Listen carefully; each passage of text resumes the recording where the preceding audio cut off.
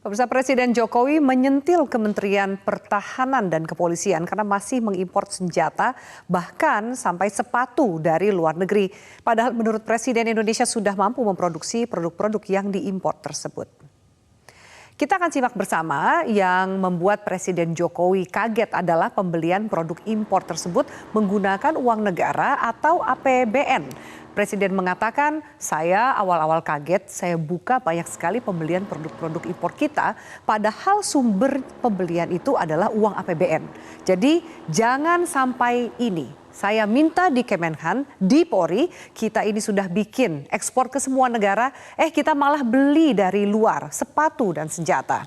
Presiden Jokowi sebenarnya tidak melarang impor asalkan syaratnya jika memang produk yang dibeli tersebut belum ada di negara kita atau negara kita belum bisa melakukan produksinya sendiri. Terlebih APBN berasal dari penerimaan pajak yang dipungut dari rakyat. Ada dividen dari BUMN sampai royalti dari industri dalam negeri.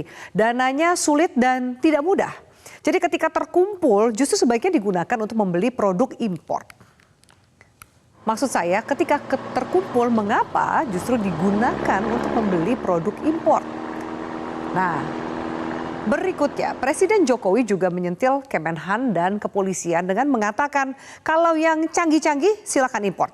Kalau mau beli pesawat tempur karena kita memang belum bisa memproduksi, tapi kalau senjata, peluru kita sudah bisa. Apalagi hanya sepatu, kenapa harus beli dari luar? Oleh karena itu Jokowi menekankan selanjutnya mulai dari kementerian atau lembaga sampai pemerintah daerah harus kembali disiplin untuk menggunakan produk dalam negeri. Bahkan negara seperti Amerika Serikat saja misalnya sudah mulai memprioritaskan untuk membeli produk dalam negeri mereka dalam belanja pemerintahannya. Dan berikutnya temuan yang disampaikan oleh Presiden Jokowi soal Kemenhan dan Polri yang masih impor senjata dan sepatu tentunya disayangkan. Karena seharusnya anggaran lebih memprioritaskan produk dalam negeri karena ternyata juga kualitasnya tidak kalah bersaing. Bergabung bersama kami di Prime Time News Komisi 1 DPR dari fraksi Nasdem Muhammad Farhan dan juga peneliti militer dari Institute for Security and Strategic Studies Khairul Fahmi. Baik, saya akan menyapa. Selamat sore Kang Farhan, Mas Khairul. Selamat sore Mbak Afi, selamat sore baik. Mas Khairul. Baik Bapak-Bapak, terima kasih sudah bergabung. Kita akan tanya lebih jauh. Saya akan tanya ke Kang Farhan dulu sebagai anggota Komisi 1. Apa tanggapan dari Kang Farhan sebagai anggota Komisi 1 soal statement atau bisa dikatakan itu sentilan dari Presiden terhadap pembelian alutsista kita? Akhirnya Presiden mengeluarkan pernyataan tersebut dan menyadari bahwa selama ini amanat industri pertahanan, Undang-Undang Industri Pertahanan Nasional itu belum sepenuhnya kita laksanakan bersama, ya. Cuma tinggal pertanyaannya adalah bukan kenapa Presiden baru mempertanyakannya sekarang, tetapi kenapa kita tidak sejak dari awal berusaha memenuhi amanat dari industri pertahanan tersebut. Di dalam undang-undang itu disebutkan bahwa TKDN menjadi sesuatu yang sangat penting. Tetapi semangat Undang-Undang Industri Pertahanan adalah keberpihakan. Jadi artinya gini, kalau sepatu buatan Indonesia yang kualitasnya katakanlah grade yang dipakai oleh standar NATO gitu ya, kan biasanya gitu standarnya. Itu harganya $100, sedangkan kalau beli impor harganya $75, maka keberpihakannya adalah kepada produk Indonesia yang walaupun mahal sedikit tetapi benefitnya jauh lebih banyak. Nah, namun saya kira ya nilai terbesar APBN yang dihabiskan untuk alutsista itu justru bukan di aparel. Karena dari pengetahuan saya dan pengamatan saya serta data yang saya miliki, aparel sih udah bisa dikatakan 100% buatan Indonesia. Aparel itu artinya seragam sampai sepatu ya. Nah, tetapi kalau alutsista atau pakaian yang menggunakan Kevlar, yaitu 100% import. Nah, biasanya untuk mengakali TKDN-nya supaya bisa mendekati 40%, maka bahan Kevlarnya itu kemudian dibungkus dengan kain buatan Indonesia gitu. Tapi Kevlarnya masih harus impor 100%. Nah, yang perlu kemudian diperhatikan itu adalah Rampur. Rampur itu bisa dikatakan TKDN-nya tidak setinggi yang kita harapkan. Satu-satunya Rampur yang saya tahu banget itu nilai TKDN-nya tinggi adalah tank Harimau, kerjasama antara Indonesia dengan Turki dengan menggunakan mesin dari Prancis. Kemudian Rampur Anoa juga. Nah, kalau mobil Rampur Maung, nah itu saya nggak yakin TKDN-nya kehitung karena basic bahannya adalah mobil dari Jepang, memang CKD Indonesia, tetapi sasis, mesin, dan gearboxnya itu 100% impor. Gitu. Oke. Bahwa bodinya kemudian dibuatkan aksesoris Indonesia sih keren sih itu. Nah, jadi memang ya yang harus jadi pertanyaan sejak 2 tahun lalu kita sudah mulai mempertanyakan adalah mengenai audit teknologi dari semua alutsista yang dibeli dengan menggunakan APBN, baik itu APBN rupiah murni, APBN pinjaman dalam negeri maupun pinjaman luar negeri. Nah, ini jadi kalaupun Pak Jokowi marah seperti itu, maka pertanyaan kita kembalikan ke Pak Jokowi, Pak, mohon maaf, apakah kita punya nggak lembaga nasional yang ngurusin audit teknologi semua alutsista yang digunakan oleh TNI dan oleh kepolisian? Itu tanya-tanya besar karena sampai sekarang saya sih belum pernah lihat audit teknologi Hal-hal itu tersebut. pernah dibahas atau ditanyakan, Kang Farhan, dalam rapat kerja dengan Kementerian Pertahanan? Apa jawabannya kira-kira? Hari pertama kita bertemu dengan Pak Menhan, ya, Pak Menhan ini kan keren. Pak Prabowo itu hari pertama kunkernya adalah ke Pindad. Dan pulang dari Pindad itu kita mempertanyakan kepada beliau, Pak, bagaimana dengan audit teknologi? Akan kita susun sistemnya, nah, gitu. Dan sampai itu sekarang belum ada gitu ya? Sebetulnya. Belum kelihatan. Oke, belum kelihatan ya sampai sekarang. Saya akan tanya ke Pak Khairul. Kalau tadi Kang Farhan mengatakan akhirnya, sebenarnya bukan pertama kali loh ini Presiden bicara soal kurangi import alutsista. Di tahun 2020 juga sempat diutarakan. Apa sih yang sulit dari merealisasikan perintah Presiden ini, Pak, ke Mas Khairul? Iya, pertama saya mengingatkan komentarnya Kang Farhan memang keren ini tadi. Tapi kalau soal impor ini memang kita harus akui tadi ya, kita tidak bisa memang sepenuhnya menghilangkan impor ya. Ada alasan-alasan yang terkait dengan teknologi, kemudian kita juga masih butuh ya untuk terkait dengan kemandirian industri pertahanan nasional kita gitu ya. Ini kita juga masih butuh transfer teknologi, kemudian ada persoalan efisiensi tadi yang tentunya kalau memang selisihnya tidak terlalu jauh mungkin kita masih bisa melakukan keberpihakan gitu ya.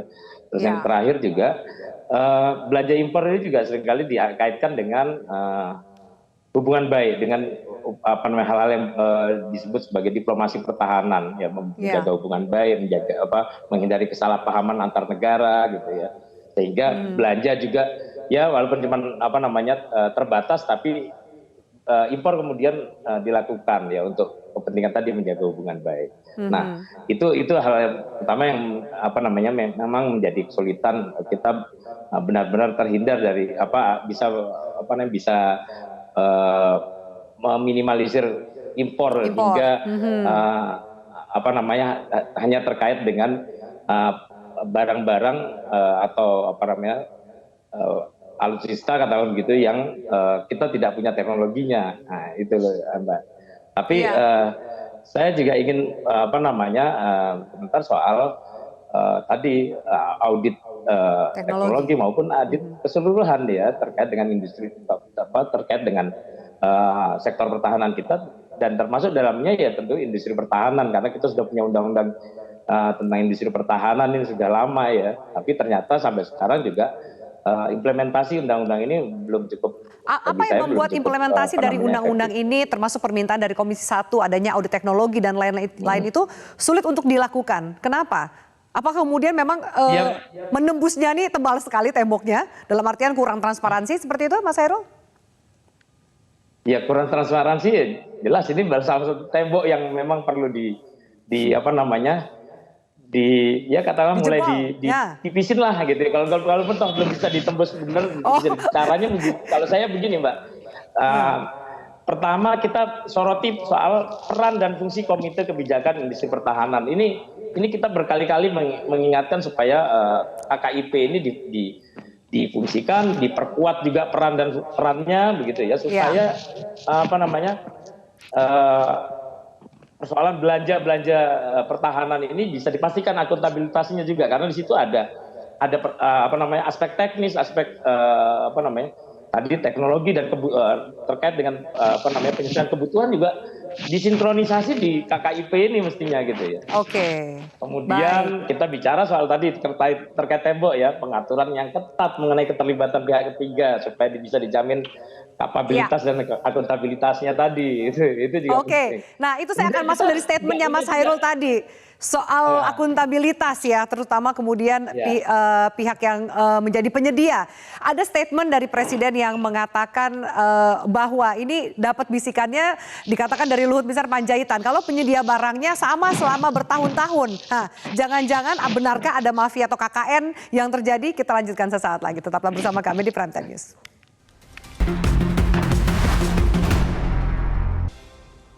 Baik, kita lanjutkan pemirsa. Kang Farhan, saya minta tanggapan Anda soal tadi statement sebelum kita jeda dari Mas Hairul soal akuntabilitas pihak penyedia alat-alat untuk pertahanan. Seperti apa sebenarnya transparansi dari Kementerian Pertahanan dalam melakukan rincian pembelanjaan alutsista? Apakah benar ada rekan Komisi 1 juga yang mengatakan Kementerian Pertahanan tidak rinci menjelaskan anggaran belanjanya, belinya dari siapa dan lain-lain. Apakah memang seperti itu dalam tanda kutip tembok yang tadi, tembok tebal yang dikatakan oleh Mas Hairul tadi? Memang seperti itu, tetapi itu adalah konsekuensi dari undang-undang yang berlaku juga tentang anggaran negara, di mana DPR RI hanya boleh sampai tahu satuan dua istilahnya. Jadi pada saat mempresentasikan anggaran belanja negara atau rencana anggaran belanja negara, maka kementerian itu hanya boleh memberitahu tentang besarannya, itu berarti satuan satu. Satuan duanya adalah si besaran katakanlah 137 triliun ini akan didistribusikan kepada, kalau untuk Kementerian Pertahanan, 5 unit operasional. Kemenhan, Mabes TNI, Mabes AD, Mabes AL, Mabes AU, ya. Nah, kemudian apa yang harus dibelanjakan itu memang bentuknya sangat gambarannya itu sangat terlalu luas gitu. Kita tidak akan pernah boleh tahu tentang rincian atau spesifikasi teknik. Nah, mengapa undang-undang itu dikeluarkan? Supaya menghindari agar tidak ada anggota DPR yang kemudian bermain proyek. Oke lah, kita terima itu. Namun akibatnya Komisi 1 DPR RI tidak mungkin bisa memaksa Kementerian Pertahanan untuk mengeluarkan rincian spesifikasi teknik untuk barang yang sudah dibeli. Itu konsekuensi. Siapa yang bisa melakukan seperti itu? BPK. Apakah BPK harus kemudian berkewajiban membukanya kepada publik? Ya ternyata tidak. Nah, itu yang kemudian membuat kita jadi bertanya-tanya, ini sebetulnya transparan atau enggak sih gitu. Nah, salah satu yang paling khas kemudian terjadi adalah bagaimana kasus korupsi satelit komunikasi pertahanan yang terjadi sejak tahun 2016, 2018 dan kemudian masuk ke Kejaksaan Agung sebagai sebuah kasus korupsi pada bulan Desember 2021 yang lalu. Nah, ketidaktransparan tentang kebutuhan satelit komunikasi pertahanan L-band di orbit BT-123 ini membuat akhirnya semuanya serba bisik-bisik. Nah, bahkan ada sebuah rumors yang mengatakan mengapa Kementerian Pertahanan kok ya nekat gitu melanggar prosedur. Dibilang ada yang mengatakan nih, salah satu pejabat eselon 3-nya, ini adalah perintah langsung dari Panglima Tertinggi TNI. di tahun 2016 untuk menyelamatkan satelit tersebut dengan berbagai macam cara. Tetapi ketika kami kejar, kalau memang ini perintah dari Panglima Tertinggi TNI, mana bukti tertulisnya, notulensi rapatnya mana? Nah, nggak ada. Jadi akibatnya apa? Ketidaktransparan tersebut malah akhirnya berbalik kepada Kementerian Pertahanan, membuat beberapa mantan pejabatnya dan beberapa pengusaha yang selama ini membantu justru jadi masuk dalam tahanan Kejaksaan Agung karena tuduhan korupsi. Iya. Nah, artinya apa? Yang rugi semua orang. Gitu loh. Nah, inilah yang kemudian harus betul-betul dibuka gitu oleh siapapun yang berwenang di sana. Apakah Komite Kebijakan Industri Pertahanan ataukah Presiden yang langsung meminta agar ada audit teknologi dan audit keuangan yang clear agar hal ini juga bisa menuntut sebuah atau dibuka dalam sebuah level akuntabilitas yang bisa dipercaya. Nah, ini harus betul-betul diperhitungkan karena gini, istilahnya gini. Saya sangat menghargai apa yang disampaikan oleh Pak Presiden, kritik beliau gitu kepada Kementerian Pertahanan. Tapi pada saat bersamaan itu kan seperti mendengarkan seorang ayah yang ngomelin anaknya karena belanja sembarangan. Tetapi ketika sang ibu DPR bertanya pada sang ayah gitu, ayah emang belanja apa sih? Kata ayahnya, ada deh. Gitu. Oke, baik. Analogi sederhana dalam rumah tangga seperti itulah kira-kira. Sementara duit juga dari rakyat, kurang lebih seperti itu. Mas Hairul, temboknya tebel, bicaranya bisik-bisik, kalau ditanya jawabnya ada deh. Lalu bagaimana nih transparansi yang memang dibutuhkan semua pihak ya? Jangan-jangan ketika juga ada bisikan dari Pak Luhut kepada Pak Presiden, penyedia barangnya sama aja, dia aja selama bertahun-tahun, kan ada ruang atau celah untuk mafia, untuk suap dan KKN. Seperti apa ini tanggapan Anda dan benarkah memang ternyata ruang gelap itu dimainkan oleh pihak-pihak tertentu? Iya, saya khawatir juga bahkan ketika Pak Luhut ya bisikin Presiden soal itu, soal pemainnya itu aja. Pas Presiden nanya, memang siapa pemainnya? Ada deh katanya terus begitu. Akhirnya ketahuan juga kan? Nah, artinya begini, kita memang masih sulit ya. Tadi ada beberapa kendala yang disampaikan oleh Kang Farhan. Ya memang ini menjadi menjadi masalah bukan hanya karena regulasi-regulasi yang terkait dengan belanja pertahanan ini saja, tapi juga memang ini konsekuensi dari undang-undang mengatur soal anggaran negara ya. Jadi memang ini lintas sektor ya persoalannya ya. Nah, dan persoalan-persoalan belanja ini juga tidak hanya terjadi di sektor pertahanan tapi juga di sektor-sektor yang lain. Gitu. Nah, karena itu saya berpikir bahwa oke lah kita ada banyak persoalan ya, paling tidak gitu ya, supaya kita nggak dengar omelan-omelan macam ini terus gitu ya. Paling tidak itu harus ada lah pertama itu indikator kemandirian industri pertahanan nasional yang kemudian yang disusun dibangun dengan melihat proporsi kebutuhan. Ya. Baik. Kemudian kita bicara juga soal perencanaan anggaran, kita sudah dengar ada rencana bikin master plan kayak bisnis plan dan lain sebagainya. Supaya perencanaan dan belanja anggaran pertahanan ini menjadi matang, berkesinambungan dan dengan prioritas yang terukur, punya skema pentahapan pengadaan kalau anggarannya terbatas gitu ya. Nah, baik. Tapi masalahnya kita juga belum lihat barangnya sampai sekarang ini tadi soal indikator dan soal master plan, bisnis plan ini tadi. Baik, jadi semua bola ini dari tembok tebal, bisik-bisik, dan ada-ada itu kita tendang kembali ke Kementerian Pertahanan untuk menjelaskan minimal pertanggungjawaban atas anggaran yang digunakan. Kang Farhan, Mas Hairul, terima kasih banyak. Kita lanjutkan nanti di lain kesempatan pembahasan ini. Terima kasih atas waktu dan juga diskusi kita.